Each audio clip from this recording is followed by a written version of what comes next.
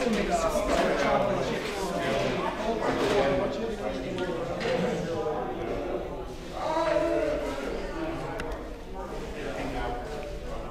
is going to tell us about it and answer any questions that you might have.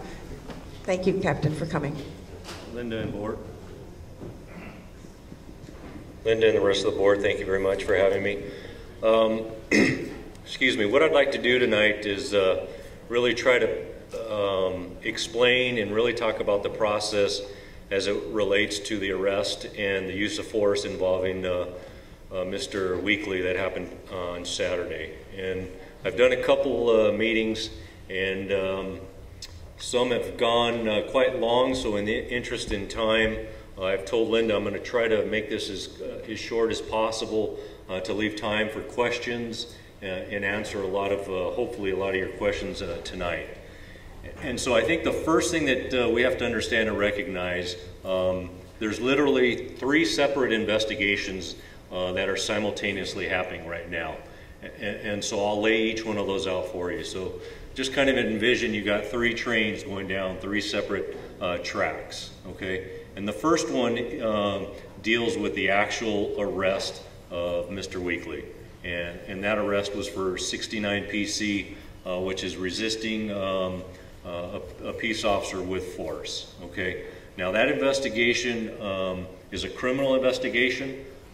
It's undetermined at this point who is actually going to handle the prosecution, if there's a prosecution. That case will either be handled by the city attorney's office or the district attorney. Okay, so that is a complete and separate criminal investigation.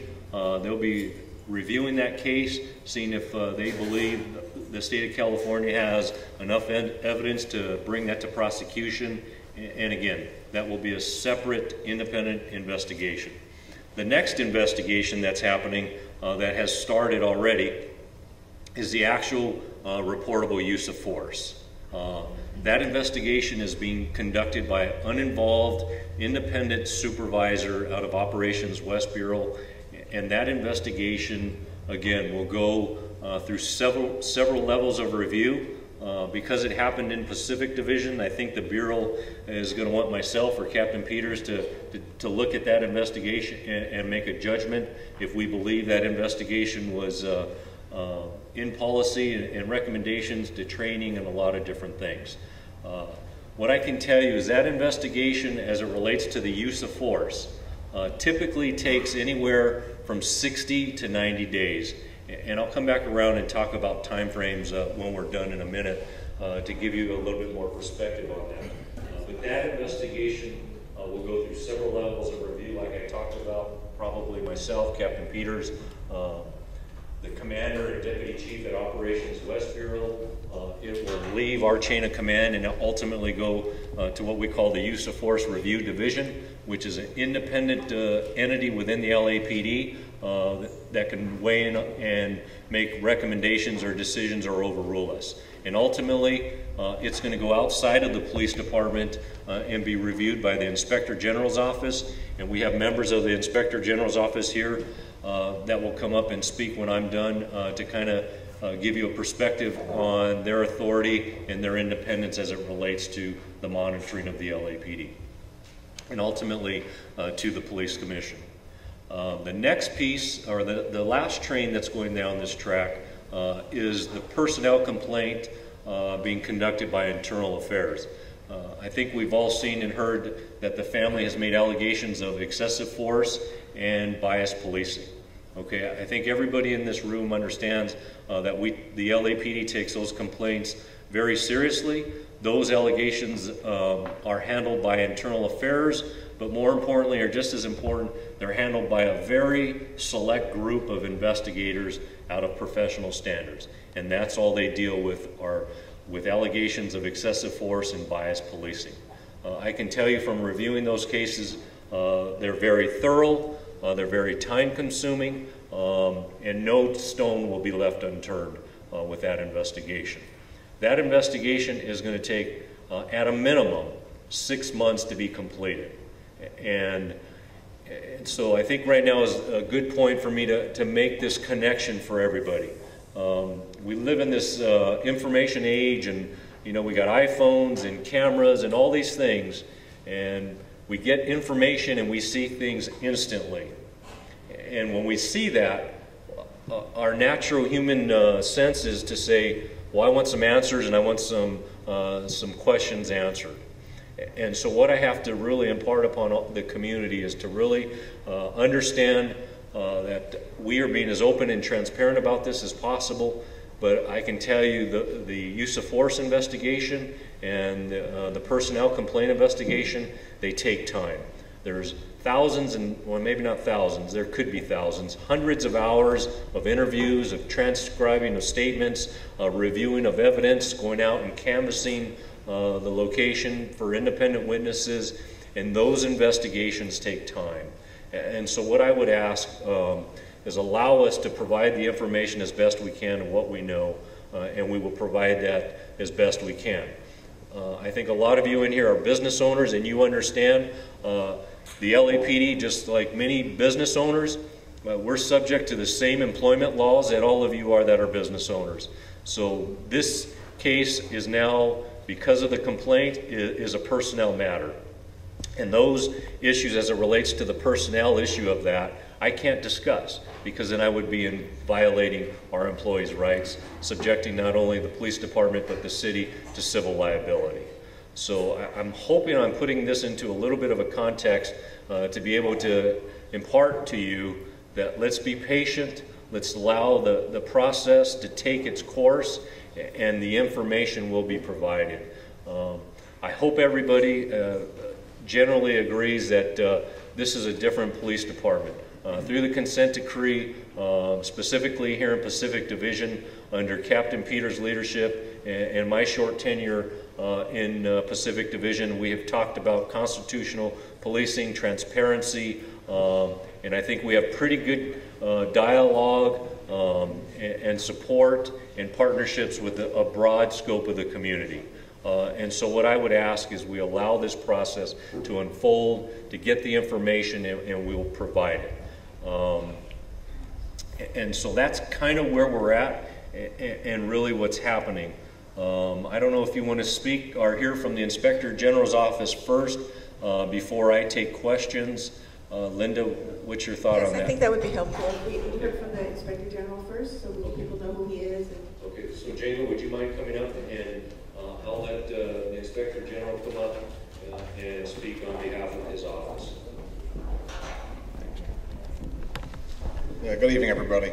My name is Django Sibley. I'm the Assistant Inspector General for the Los Angeles Police Commission. The Inspector General, Alex Bustamante, is actually out of the state this week, so I'm here to represent him and to represent the office.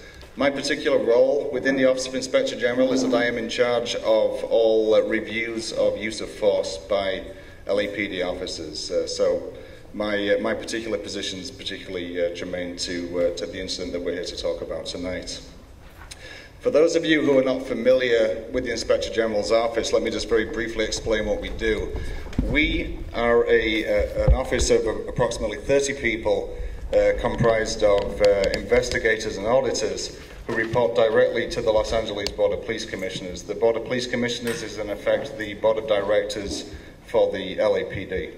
We do not report to the Chief of Police, we report directly to the Commission. As a consequence of that, we're independent of the Chief of Police, and we're in a position to independently review and evaluate the work that the LAPD carries out. And in particular, our focus within the office is on the internal controls in the police department, particularly the investigation of personnel complaints and the investigation of uses of force involving LAPD officers. And our mission is to provide the Board of Police Commissioners with the assurance that those matters are being thoroughly and impartially handled by the Los Angeles Police Department. So in addition to the steps that Captain Johnson has described to you that will be taken internally by the LAPD, every piece of work that they do in connection with this case, both with the use of force investigation and with the personnel complaint investigation, once that work, and in fact as that work is being carried out by LAPD, my staff of investigators will be checking their work to make sure that they are doing everything the way that it's supposed to be done. to make sure that no stone's left unturned, to make sure that the investigation is objective, and so on. At the conclusion of that review process, we will prepare a report for the Board of Police Commissioners, and we will report to them both on the manner in which the investigation was carried out and on the appropriateness of the LAPD's findings with respect to the force that was used, specifically whether that force was appropriate by the officer or whether it was not, which is something that the investigation will establish. So briefly, that's what we do. That will be our role in the process. As I say, the mission is to ensure the integrity and the quality of the work that LAPD will do internally in connection with this case and with similar cases. Thank you very much, sir. Okay, Captain, no. Yeah, John. Okay, so before I take questions, let me just kind of conclude some of my remarks and kind of talk about what I think is important for Captain Peters and myself and really everybody in the Pacific Command. One of the reasons why I'm here is because, one, we want to hear the concerns of the community. We want to ensure that we're being as open and transparent as possible with the information, and certainly to build upon the continuing of the partnerships and that trust and facilitate other meetings that we need to have for different segments of the Venice community or the Oakwood community and really the Pacific community at large. Because I think all of you know, but we really police 26 square miles from the Palms all the way up to Westchester and pretty much in between.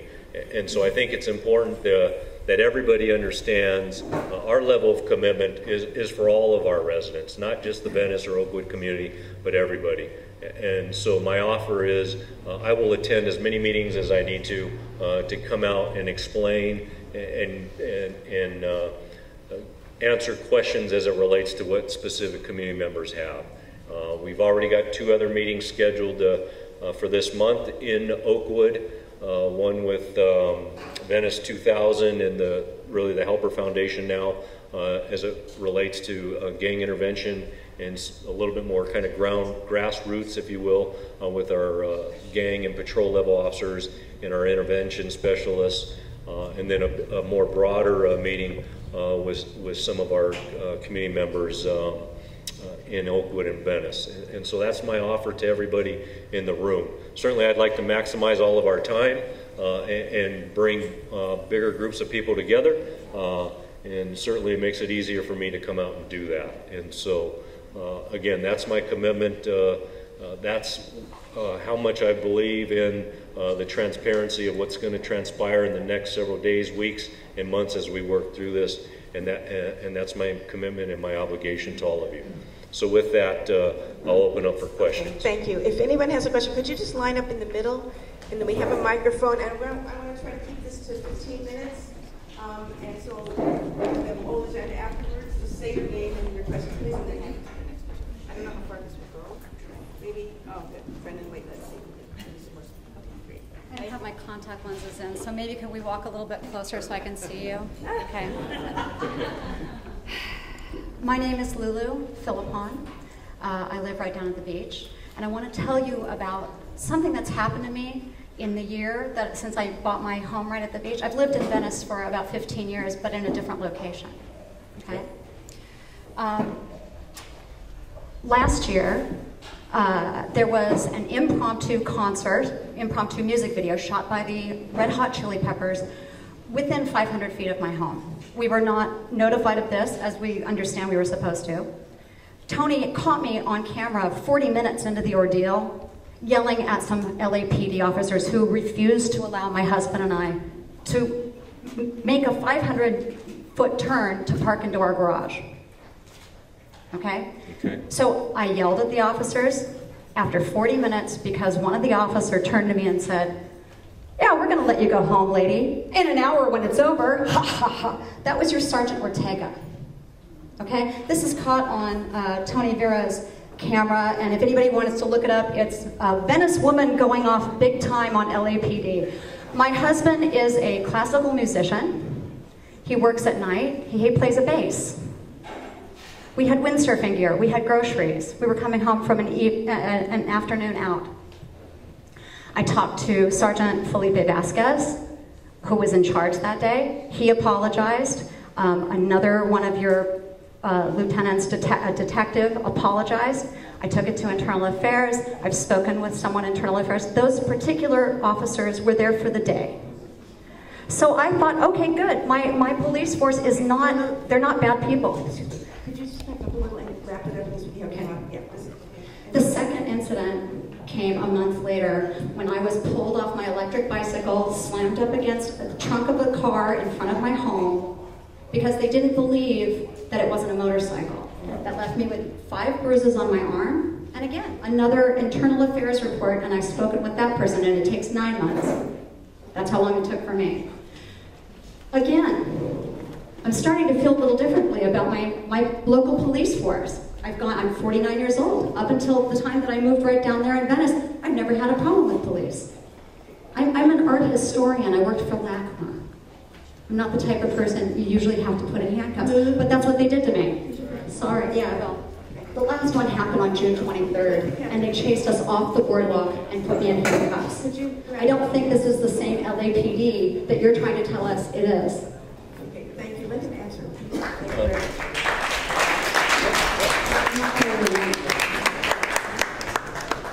The only thing, I'm assuming that all 3 of those complaints have been initiated, so they will be thoroughly investigated.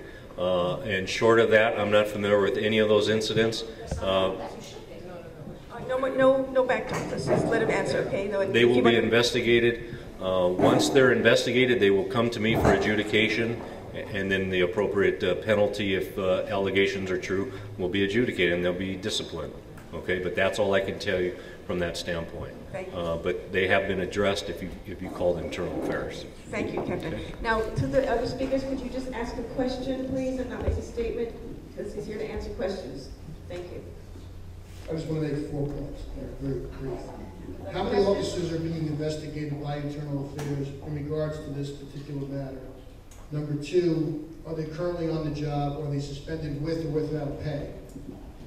3, are the findings of IA referable to a grand jury for indictment? And 4, how many videos has the LAPD confiscated in regards to this matter? I'm not familiar with any videos that have been confiscated. What I can tell you is I don't know exactly how many officers they've identified in there. Remember, this investigation really just got started Sunday. And so there's still a lot of groundwork that needs to be done. The officers that were involved are assigned to Operations West Bureau.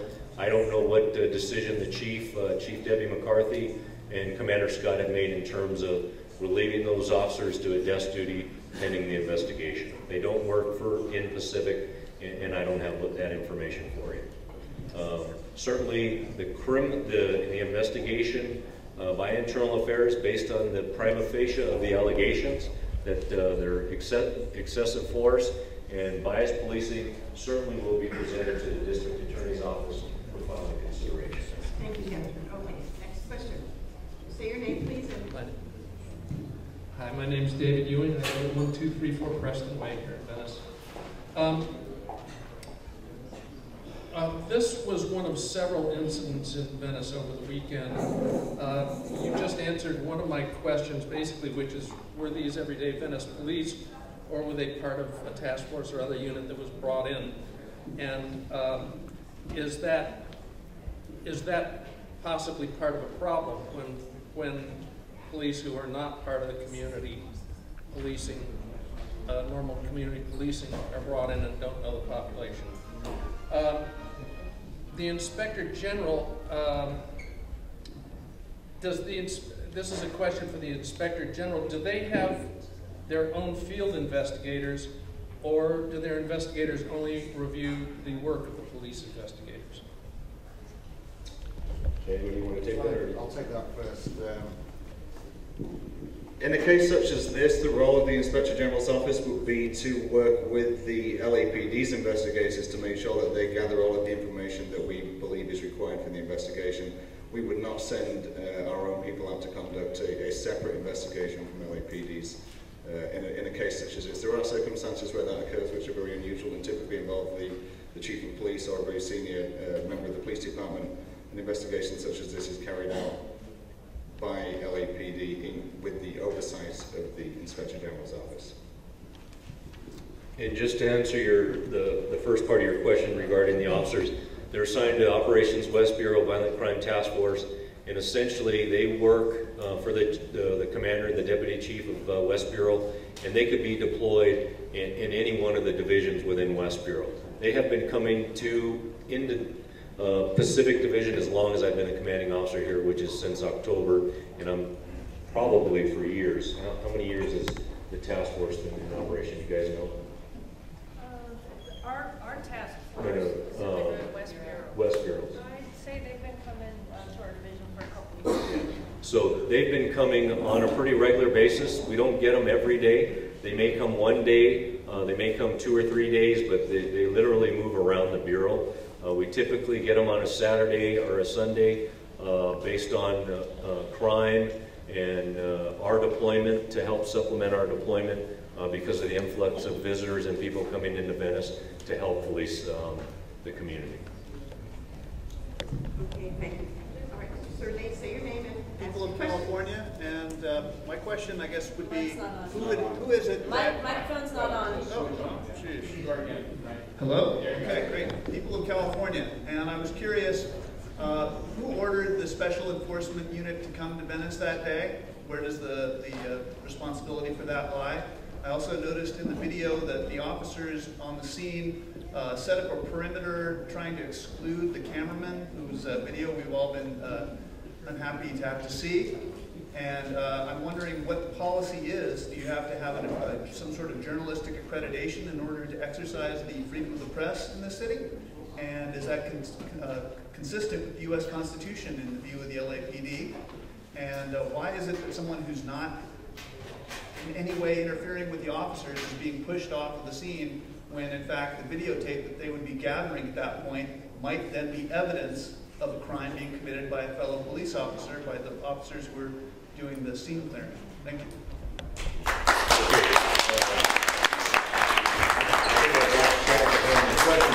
But let me answer it in a little bit broader context of the videotaping.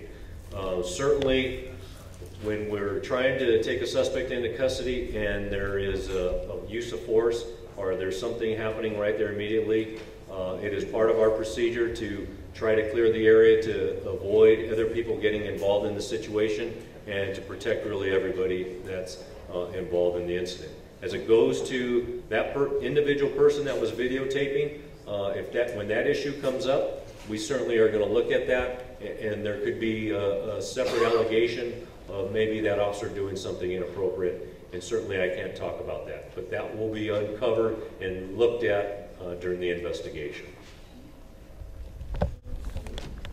Hi, my name is Marcia Straubing. I've been living in Venice for almost 40 years. And 2 months ago, I saw right outside my window 4 or 5 policemen take down a young man who was screaming based on what the cops were doing to him. And when that incident was over, 2 cops came into my house and asked me if I saw anything, and I said no. But I did, only I realized just today that I was afraid, and that's why I said no. I know Ron Weekly. He's the brother of my daughter's friend. And so when this thing happened to him, it just brought up so much because I saw it once in person, and now I know somebody who it's happened to. My question is, what is the protocol to take down, to arrest one little young man that you need so many officers and a call for help? In both cases, neither of these young men were a threat in any way that you would need so many officers to scare them and hurt them.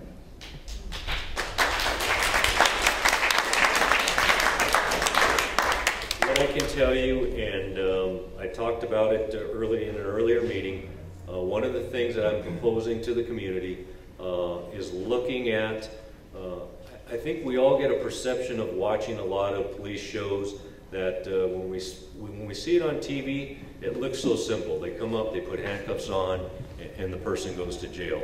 Sometimes that isn't reality. And So what I'm offering to the community, and hopefully people will take me up on this offer. Prior to coming to Pacific Division, I worked at Training Division, and one of the things that we did for community members is to put you through scenarios and let you see what your judgment is and what you would do in similar circumstances, and it's called a force option simulator. Would you use force? Would you shoot the person? All these different things. And so I'm offering that to bring that into the community to give you a different look. In addition to that, I'll bring in some of our arrest and control officers that teach defensive tactics and give you an opportunity to say, I'm going to let this 100-pound police officer female, and I want you to take her into custody and allow you to try to put handcuffs and let her try to fight and squirm with you and give you a different perspective, at least. Sometimes it doesn't appear to be, why does it take so many people to arrest one person? But I can tell you, when somebody's fighting with you, and every police officer in this room has been in a fight and with a suspect, it's not as easy as it looks. And we're trying to get that person under control and handcuffed as quickly as possible for everybody's safety. Thank you, Captain. Okay, sir, would you say I your have name? two questions for you. The first one is, Mike, a little bit louder. I have two questions for you. My name's not important. Do your police officers, when they get in trouble and reviewed by the review board, do they take anger management? And number two, has anybody at LAPD ever heard of the word respect? And I really think you need to look it up. Because if you don't know what it is, there's a lot of angry black people I have talked to. And they're elders of mine. My family has been here for almost 80 years. And it is disgusting what I see. And I am letting every single one of you know it is disgusting. I don't like it. I've witnessed it. And it disgusts me. You guys call yourself the Venice Boardwalk Committee. You should try coming out there and sitting and taking film and see what you see. My brother doesn't want to voice his opinion, but I will. I am tired of it, fed up. When respect is disrespected, you will bring disrespect. And I'm telling you, this is not a warning. This is the truth. You have people very, very angry in their 80s, 90s, their 70s, and their 60s, born in their houses in Oakwood. When you say you're from Venice, you ain't from Venice unless you're born in your house. Understand what I'm saying. I have a lot of white friends. A lot of Asian friends. A lot of Hispanic friends. I even have a white brother-in-law. I even have a Spanish brother-in-law. I have sister-in-laws who are Italian, black. And what I see here is disgusting. Understand it. If you don't know what these words are, you look them up in the dictionary, because every single one of us went to school. I hope you finished. I'm done. Thank you.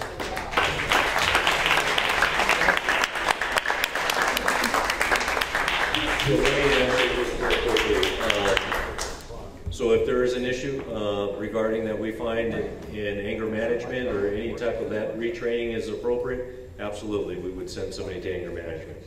As it relates to respect, that's one of our core values. And what I would ask everybody in this room, what you would like, I think, is please don't paint the whole LAPD with a broad brush. I have never been disrespectful to anybody in this room. I've come out countless times to community meetings to talk to people, to try to build relationships, and I've never disrespected anybody. I don't believe the majority of my officers are disrespectful. Do we have people that need to be addressed? Absolutely. But let's understand, police officers are human beings too. But when they break the rules of the organization and they don't follow our core values, we will deal with them. Okay, that's our commitment to you. Thank you. Okay, did you say your name, please? It's Andrew. I'm a property owner for almost 10 years. I can't hear you. Take your hands off the My first time with a microphone. My name's Andrew, property owner for 10 years.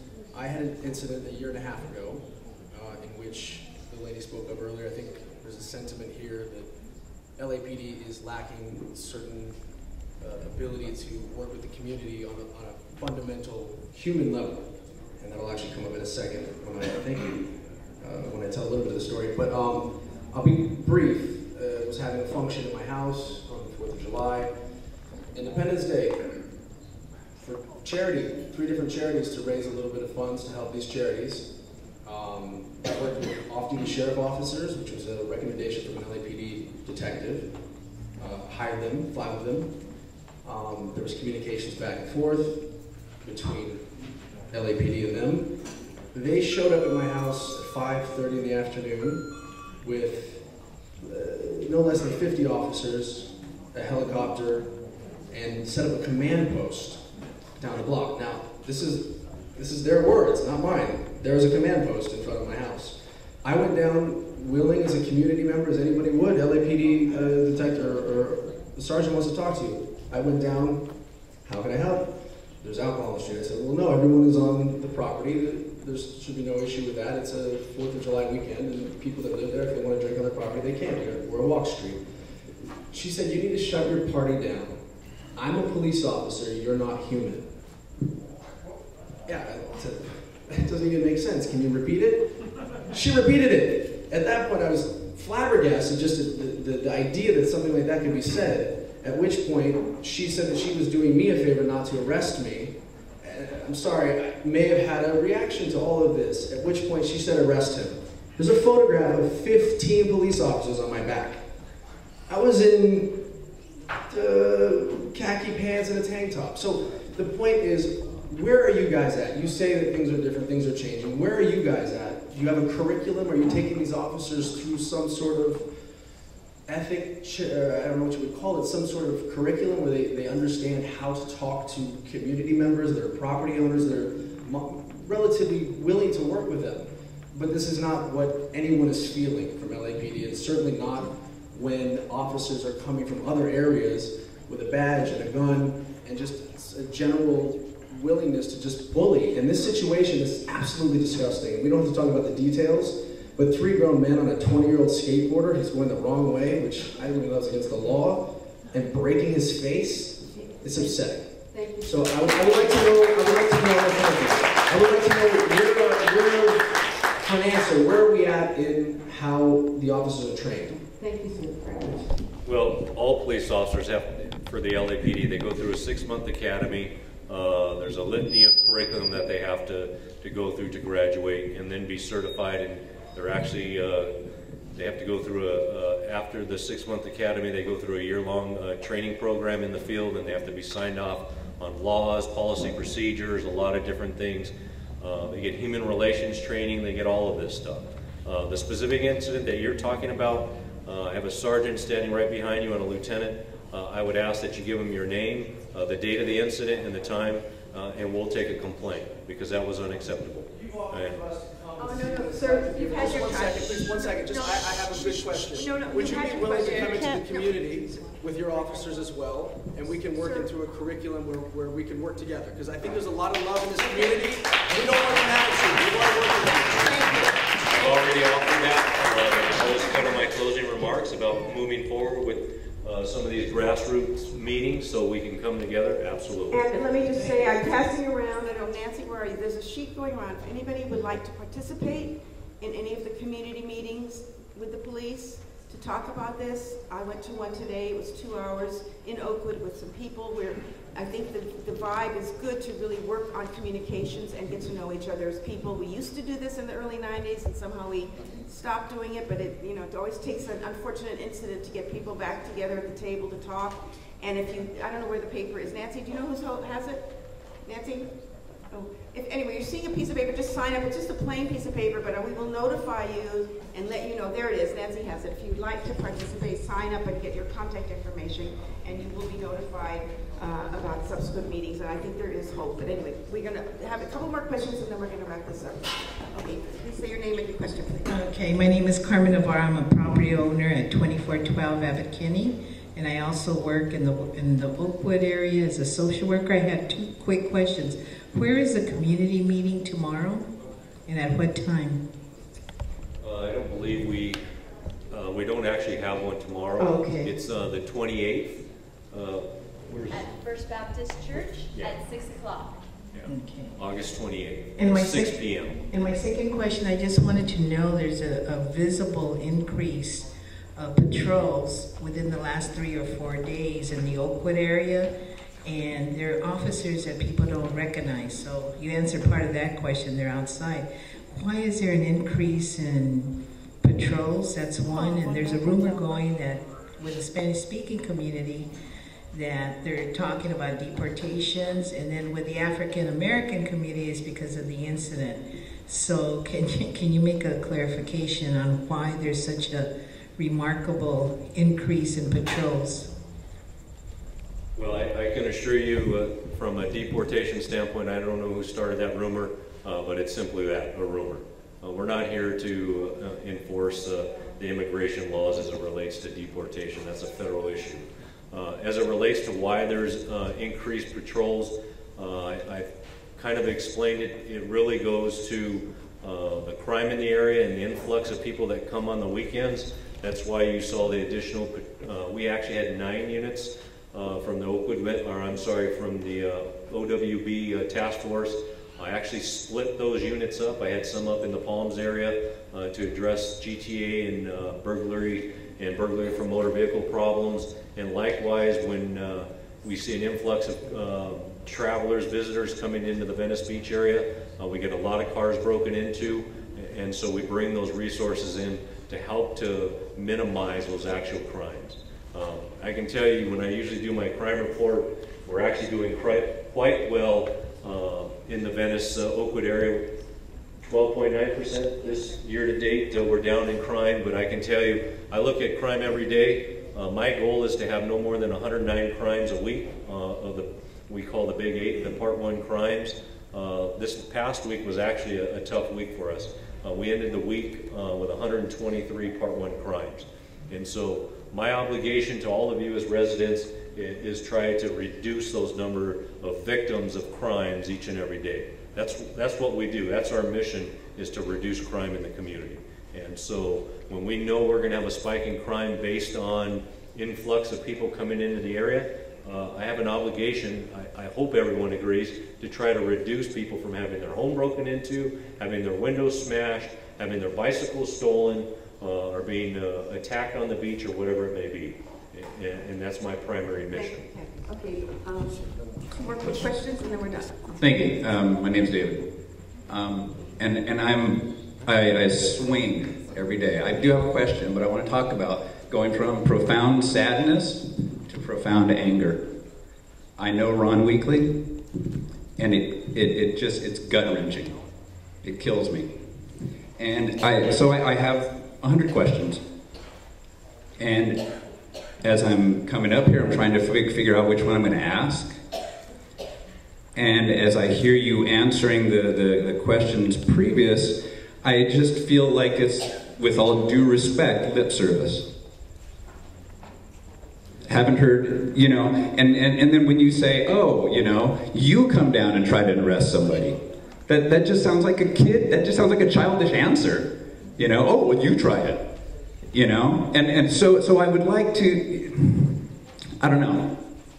Well, fine. If you can answer one question, just like really, can you, and briefly and as pinpointly as you can, what is the definition of resisting arrest?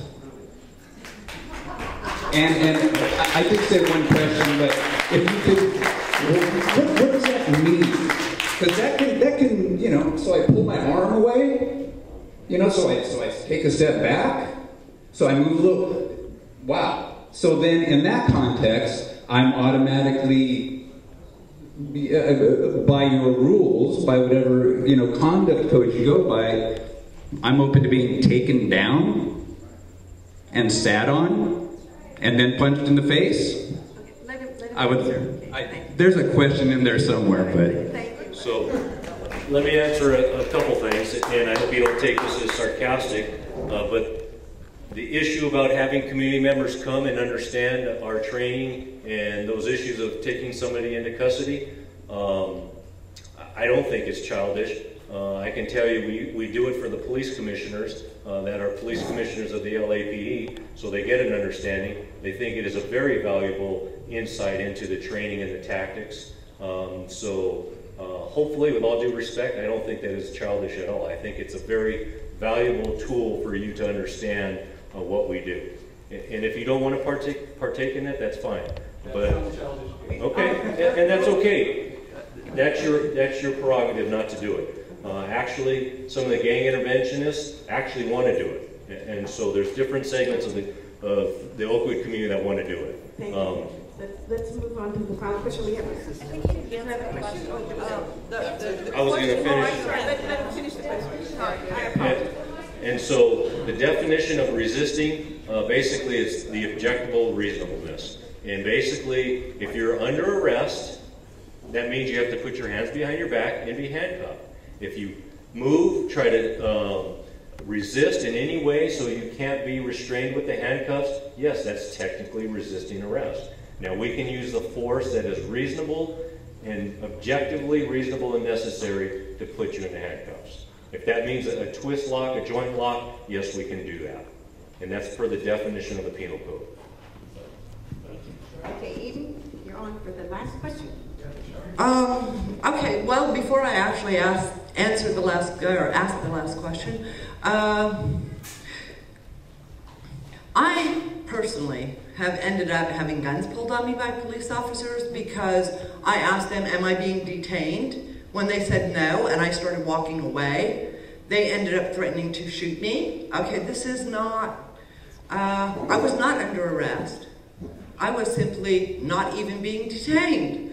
I've also seen things like, as one of your officers over there knows, they ended up filming when the guy ended up putting pepper spray. A police officer put pepper spray in someone's face when they were already in the vehicle, who was begging not to be sprayed. Okay, he went around and walled up all the windows, then opened the door, then pepper sprayed him. It ended up getting captured on film. That was the same person that, if you remember the riot where the seniors all got sprayed, that was the same officer that was supposedly giving a ticket to the young man and insisting on taking him in, and that's why they would not let him take him in. What's the question? And so my thing is that you said that there are rules for officers, and yet I see officers going out with batons, pointing them, giving directions with them, doing all kinds of things that I know they are not allowed to have their baton out unless someone is doing something, like resisting or those kind of things. So I know it doesn't, the training does not actually end up necessarily working, but I'm wondering, because a lot of the officers, it's like when Rampart got taken down, okay, it was 10 officers that were really, okay, basically involved with that. The rest of the officers stood behind them. And that's what I keep seeing with things, is that the other officers, when they know somebody is doing something, they're working in partnership with them, they will not say word one. So it's like, I'm wondering, in a sense, what the man said is, where is the respect? But it's also, where are the officers who are willing to stand up and say, this person stepped over the line? Because I'm not seeing that. Thank you, Dean. Thank you very much. Okay, final answer. And that's more actually not directed to this gentleman. Actually, it's directed to other officers. You know, it's like, because we all know one senior who actually stood up to a heck of a lot. Thank you, Eve. I guess probably the easiest way for me to answer that question is whenever there's an allegation of misconduct that's brought to the department's attention, and an investigation is underway. Anybody that was identified or at scene or involved is subject to be interviewed.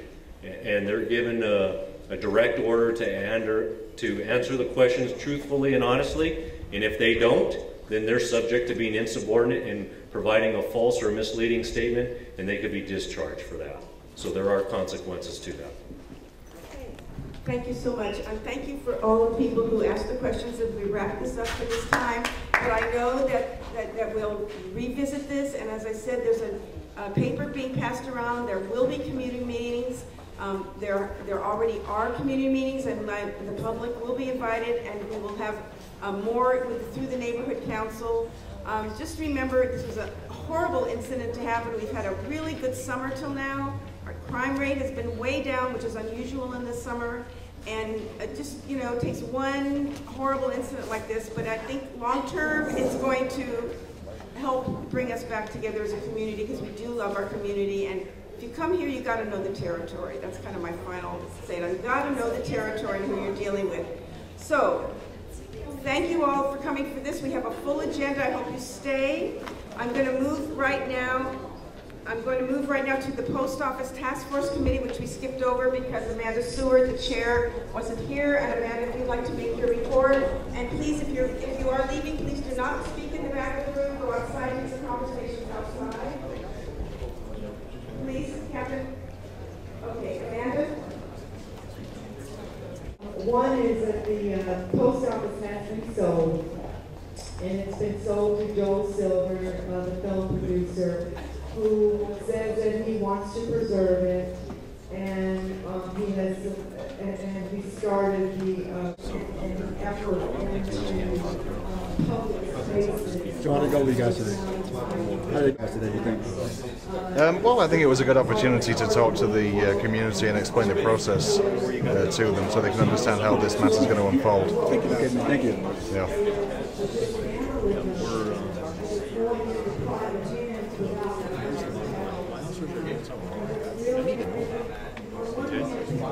A citizen complaint, there is no way we take the complaint, period. End of story. Okay? If I got officers that are out there treating people wrong, they don't belong here. That's the bottom line. Okay? Well, we're going to do that now. And there are a lot of issues surrounding it. How long have you been? In fact, the post office, I've been here since October. I made captain and came here again. Okay, so this they is would be making money, so it's not as if they're losing money, they're being forced That's to all right. retirement. Absolutely. Here's the deal. We're all human beings, right? I know my cops aren't all perfect. That's the reality. We're human beings, right? And that's just the reality. But if they're doing things so far out of line, I don't need them. Appreciate that. Can't ask for anything more than that. Okay. All right. But more importantly, this isn't even about that. This is Absolutely. I need more cameras. I need more cameras. Trying to get more items. I could do that, sure. Like a donut, whatever it takes. I'm not talking to you tonight because the last time we see See you at the next meeting. All right. Quick out, how did it go tonight for you guys? Excuse me? How did it go for you guys tonight, you think? I think it was a good exchange and dialogue with the community. Obviously, there's frustration, and the reality is we need to come together and talk and work through these issues and have more of that partnership. And that's my commitment to all the community of Pacific, like I talked about. If issues aren't brought to my attention as the commanding officer, I can't address them if I don't know about them. And I think, as you heard tonight, there were several people that talked about incidents of potential employee misconduct, but they never reported it. And I can't act on it if I don't have the information. And so I got to go to my, well. That's okay. Yeah, I'll grab it. I got some more in the car. Okay. My car's right here. Let me go. A message from the councilman. As I said at the barbecue, and as most of you know, the councilman was diagnosed with and has begun treatment for cancer. He was diagnosed and began the treatment August 1st. He is doing well. A number of folks, including Linda, your neighborhood council president, have gone to see him. He indeed has a fight ahead of him. He definitely has a battle. But the doctors feel that the prognosis is good. He has a little bit of a break from treatment this week. He'll be resuming treatment next week. Part of the thing that they find so encouraging about Bill is the thing that we've all come to know about him, is he is excessively energetic, relentlessly positive, and just absolutely driven and determined in whatever he wants to do. He's wonderfully stubborn, and that's one of his greatest assets in this fight. He is enormously, unspeakably grateful for the love and the support and the gestures of kindness he has gotten from people all over the place, particularly from Venice and from folks in this room. People who have called or have texted or have emailed or brought him soup or cookies or a favorite dish has really, really touched him. One of the most difficult parts of being sick for him is that he's not out in the community. He's still at home working. We're meeting with the head of the airport tomorrow. He's met with a number of neighborhood council folks. He's got us crazy on conference calls all day. But as much as food nourishes some of us, this nourishes Bill, and he really misses this, and he's very eager to get back and wants to get back as soon as possible. You know, cancer is this horrible, evil, monstrous thing. It's just a horrible beast. But if you have it or you know someone who has it, you get to see this amazing thing. You get to see the strength of the human spirit and the size of the hearts of everyone around you. And Bill has really, really witnessed and been moved by that. So, as I said at the beginning, the message from Bill is thank you. One final note from me before I turn it over to Cece on the issue of the Ronald Weekly incident. I had an opportunity today to join with Linda and a few others from the community to discuss the incident. And we met, as I think folks indicated, with some folks from the LAPD, some community activists, and some members of the religious community. And just as you get to see something good out of the horror of cancer, as bad and as difficult as this situation is for the community, I think we got to see something very encouraging today. At a time when people could and would be justified to be angry, or to be tense, or to be incredibly defensive and to go into their corners into battle, in a room today with people who really disagreed fundamentally on a number of different things, on an incident and on a worldview, we saw people get together with goodwill who were looking for a way to make this process open and transparent and to make sure that it was an opportunity for growth and healing in this community. And that was true of the LAPD, it was true of the representatives of this neighborhood council, it was true of the religious community in Oakwood, and it was true of the community activists. And in the middle of something that is divisive and unpleasant for the community, it was, I thought, a very encouraging and positive sign. And so I thank Linda for being part of it, and for the LAPD, and for all the folks who were part of that meeting today. So thanks. Good. So I heard you're running for council now. I am running for council. So what's going to happen? What would you do different than Bill Rosendahl?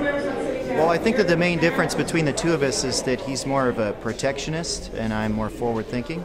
I'm going to present a stronger forward-thinking vision for LA. And your name's there? Odysseus Bostic. And you have a website that they can go to? I do. It's going to go live later this week, so it's www.bosticforla.com. Okay, man. 4 is in the number 4. Okay, so good luck with the work. Yeah, what's your name? Tony Vera. Tony. Pleasure to meet you. I'll do a band. Yeah. Thank you.